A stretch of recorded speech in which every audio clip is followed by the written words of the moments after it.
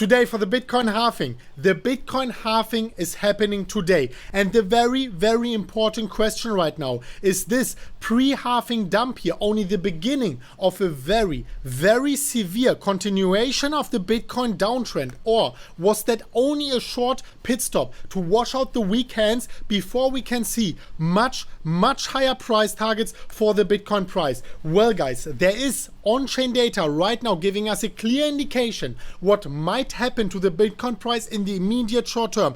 We will show you that and we will put it into consideration here of the past price action while the last halvings 2016 and 12 were happening. We will pull all of these data points together and tell you exactly what we think is going to happen for the Bitcoin price here in the immediate short term. Guys, you do not want to miss out on that, so make sure you take a seat. You scroll down, you smash up the like button to at least 3,500 likes. Look at that, we have been getting so many likes recently. Thank you so much for that. And that being said, welcome crypto fans and welcome back to MMCrypto. My name is Chris and as always, we are really pumped to go straight into the content. So first of all, guys, we are here on the daily candles for the Bitcoin price, and you can see all these vertical lines here. They are the Bitcoin halvings and they will play a very important role here in today's video and in today's content. First of all, before we are going here into this very important data points, I want to tell you something. This whole thing is going under the same premise here we have actually put out in the last video. Because for the Bitcoin price to remain bullish also after the halving and continue this uptrend, we need one premise to be fulfilled. The yellow line is the 100-day moving average and the blue line is the 200-day moving average. We have to stay above the $8,000 level. This has not changed before we go into the data. And also here, the Fibonacci golden pocket, guys. I mean, I cannot stress it enough. We have to stay above the $8,000 level. We might go down, test it a second time. That would be even more bullish, guys. But let me put that out here. We have to stay above. Otherwise, guys, we will make an emergency episode and we will update you on our updated thoughts. So far so good. In case we stay above, guys, this is very important to consider here before the halving. Let's go into the last halving and see what happened there. You can basically see, and let me also pull out the 200-day moving average.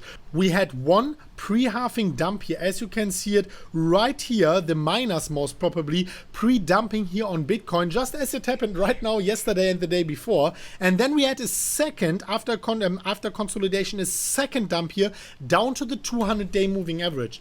And guys, I can tell you something. We already, the front running was of course very severe here, but we already had this retracement here, at least dangerously close here to the 200-day moving average. So of course, one legit question might be, was that already the retracement we needed? Was that already us shaking out the weekends here prior to the halving? Well, this might be true, but we cannot pull out only this one 200-day moving average and say, well guys, this dump is over. No guys, of course not. We have to consider other data as well.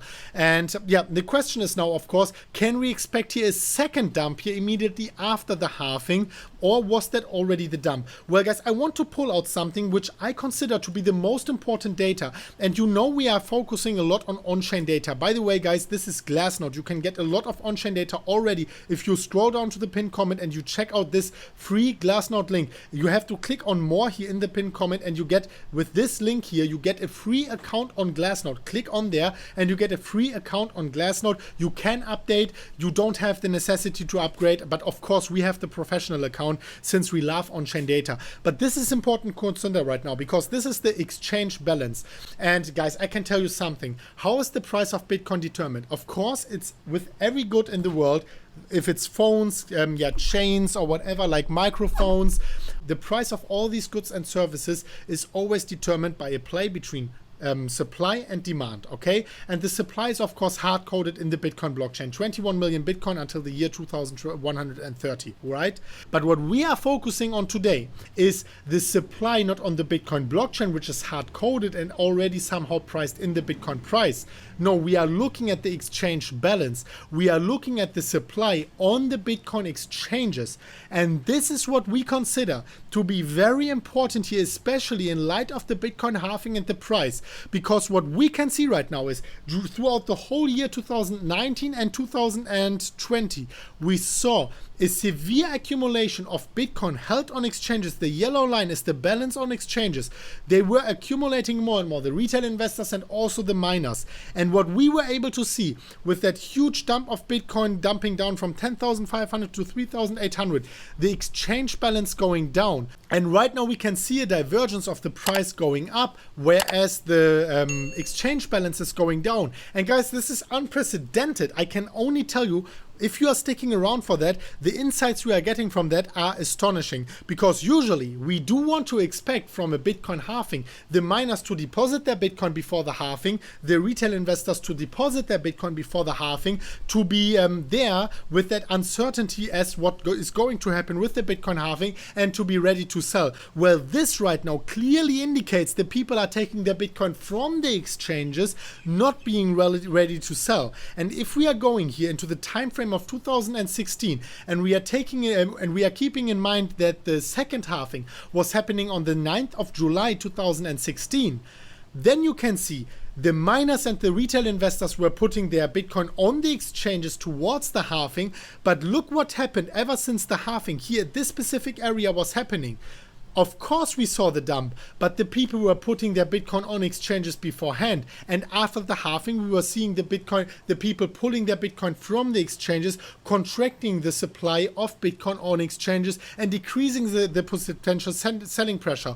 Right now, we saw this already seeing before the halving. So this clearly already gives us one indication that maybe the miners have been selling way before already. Maybe this whole selling pressure was coming from the miners and the retail investors already preparing for that event, and maybe the selling pressure right now with this divergence here is maybe not even going to happen, at least not as severe as everyone expects it, because everyone is, by the way, expecting a sell the news event and a huge dump here leading into the halving. So this one at least indicates, guys, look at this, the halving was here and afterwards we saw the dump.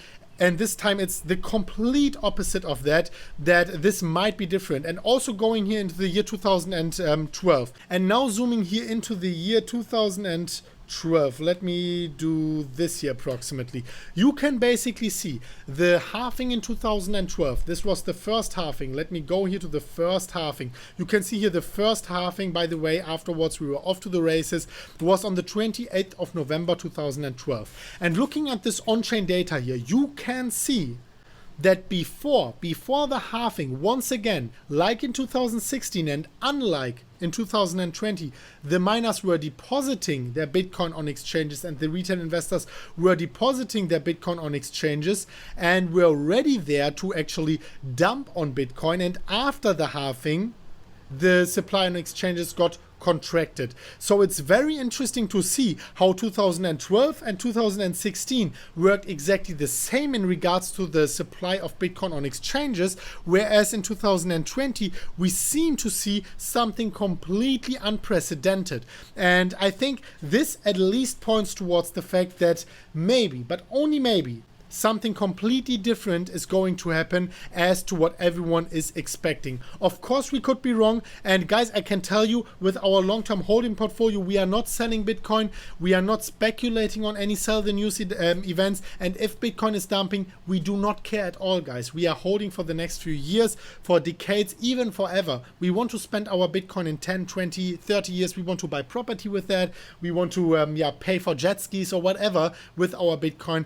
We consider Bitcoin to be money, and we don't want to speculate too much here on the shorter time frames, of course. So right now, with the premise that we are holding the $8,000 level, we do actually think that maybe we are retesting it again, and if we are retesting it, we might see something very bullish evolving for the Bitcoin price. And of course, guys, I want to know from you before we go here into this next very important data point, and as to what we think is going to happen for Bitcoin here, also in the longer time frames, I want to know from you guys, what do you actually think? Do you think we will see a halving dump or a halving pump after the halving? Let us know in the poll, which is popping up on top of the screen right now, and let us know halving pump or halving dump. The market sentiment is always very important to see.